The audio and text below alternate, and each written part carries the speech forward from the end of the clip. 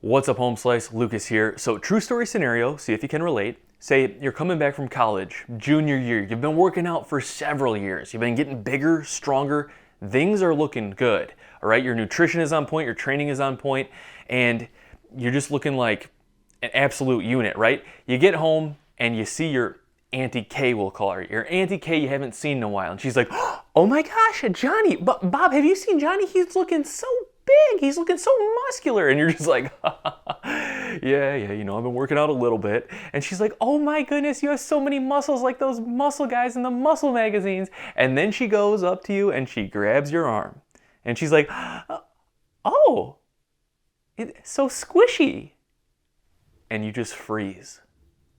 And your whole world melts before your eyes. Scenarios like this have led me to explore how to increase muscle density. And after years of experimentation and trying different things, I actually think I'm really onto something now, and I'm going to share that with you. But a few things. First of all, I'm actually talking about muscle density as in feel, how it actually feels when you grab it, touch it, or tap it, I guess. I'm not talking about looking muscularly dense. I'm talking about the actual feel. And in my opinion, that's more of what I've always wanted to achieve rather than the look. I think the look would be cool too, but I think they go hand in hand, but I don't always think the look is going to equal a dense feel.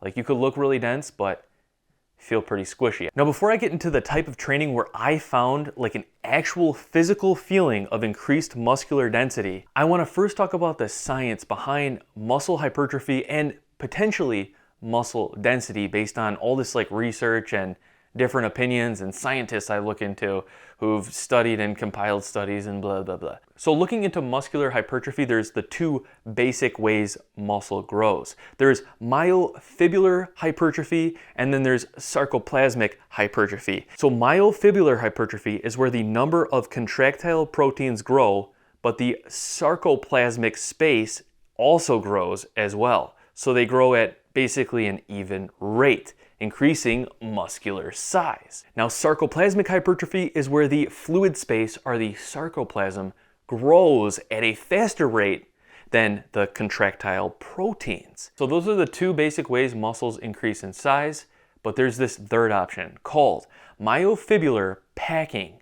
That is where the contractile proteins grow at a faster rate than the sarcoplasm. Now, when you just think about the contractile proteins growing faster than the fluid region, the sarcoplasm, you would think this would cause a harder muscle, a more dense feeling muscle. Whereas maybe too much sarcoplasmic hypertrophy would lead to those soft, squishy muscles that I was experiencing. Based on my interpretation of the science, to optimize training for more myofibrillar packing and hopefully a more dense feeling muscle, well, what it looks like is using more moderate to heavy weights, but training at a lower to moderate volume, but also training at a moderate frequency during the week. So not just like one time a week, maybe even not just 2 times, maybe like 3 times. Now, my experience in achieving more dense muscles, did it match up to this theoretical model we have here for increasing myofibrillar packing, yada, yada, yada? Well, actually, kind of yes, when I felt like I finally got it right. Let me explain. First of all, where I went wrong. See, I used to think back in the day, in order to increase muscular density, like the feeling of the muscles and even how they look, but really the feeling, I needed to lift very heavy weights. Well, partially right. The only thing I was doing wrong is my volume and frequency were very low. I mean, like once a week at most for these heavy lifts. So I would lift very heavy one time a week, sometimes every other week even for certain lifts, and then I would do other exercises and other stuff on the outside, and it was all just kind of all over. It was more like acrobatic training. But yeah, I remember wanting to have denser muscles, so I lifted extremely heavy, but I had the frequency very low and I had the volume very low too. And I noticed a lot of the muscles in the areas that I was training like that, kind of squishy, all right? I mean, just not the density I thought I was going to achieve. Then also, over the years as I played with different styles of training, I kind of went to a bodybuilding-like split where I was doing 3 working sets of 8 to 12 reps for a specific exercise. But I was only training that muscle group, again, once or twice a week if I was lucky. So in this instance, 8 to 12 reps, the weight was more moderately heavy, and I was training with more volume than like 1 to 3 reps, right? 3 working sets of 8 to 12 is more volume, but my frequency for training that muscle group was still on the lower side of things. And I noticed throughout this phase, it felt like I was getting bigger muscles, but they really felt squishy. Like they really felt squishy this time. This is like Auntie K coming in being like, oh, he's a sponge. So over the last several months, I've been really thinking about this whole muscle density thing, and I've been reflecting and analyzing some of my training and how I've changed it up in the past here and there, and playing around with some new stuff. Recently, I've realized that, well, I kind of stumbled across this formula by accident and noticed with some of the stuff I've been doing, like ding, ding, ding, muscles are feeling denser. Okay, so what has actually specifically worked for me now that I've noticed an increase in muscle density feeling to the muscles? For me, recently, I've been kind of on a calisthenics kick where I've been doing push-ups, pull-ups, etc. But I've noticed doing push-ups about 25 to 35 reps a set, doing them 4 to 5 sets, but 3 times a week, personally for me has felt like it has increased muscular density on my chest, shoulders, and even triceps. Now, using this as an example has been kind of interesting to me because when I look at the model we came up with based off of the studies and the science, well, heavy weights versus a push-up, like you wouldn't really think a push-up of being like a very heavy weight per se. And also I'm doing 25 to 35 reps a set. That's not exactly low volume. Or could it be in a certain way? Because there is one thing that has changed here that is different than the other times in the past where I've been using weights to try to increase muscle density, and that is the frequency per week. I'm doing these push-ups 3 times a week, basically Monday, Wednesday, Friday. And I've noticed doing this feels like it's increased that density in this region. So in my instance, maybe where I was really going wrong with density specific training, feeling of density specific training, was I wasn't having enough frequency, or I was just training too hard to where I couldn't have enough frequency, like too intensely or too much volume during my exercise routine to where I wouldn't have the energy or the recovery to train frequently.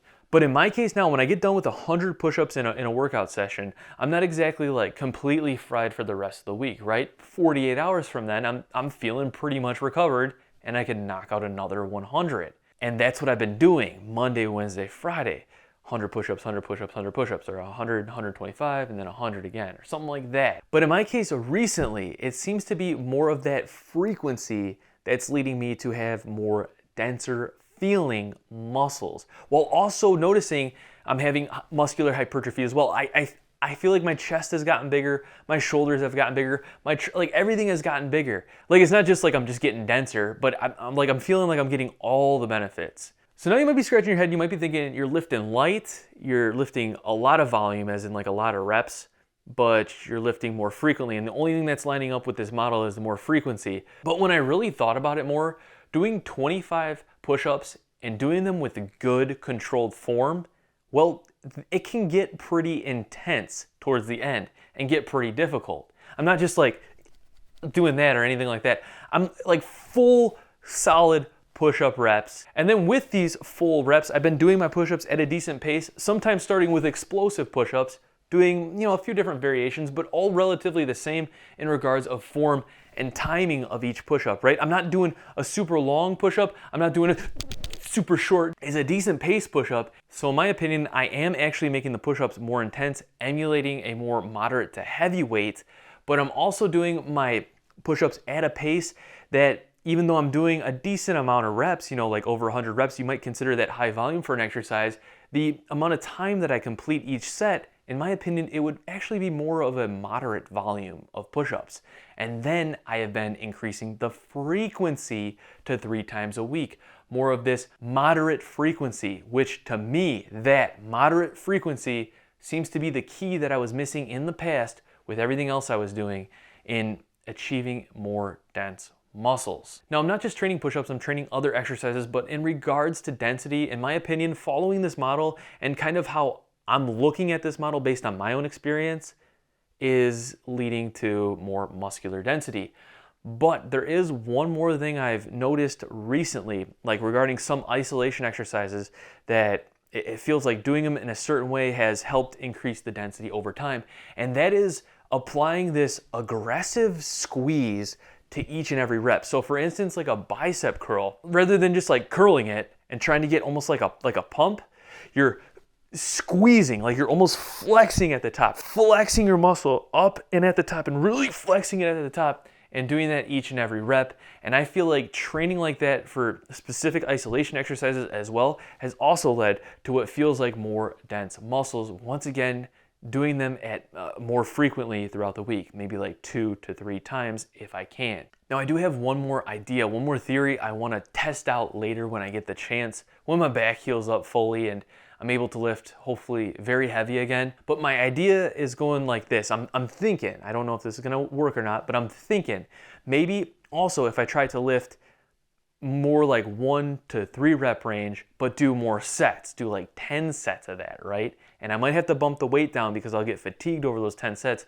But towards the end of those 1 to 3 reps, you know, basically go into like 90-95% failure, but over the course of 10 sets, and do that maybe 2, maybe 3 times a week. I don't know if that might be too much. So yeah, in summary, it seems like I was lacking the consistent frequency on that same muscle group for the more dense muscles. Let me know if you have any experience or knowledge in this department. Let me know your opinions.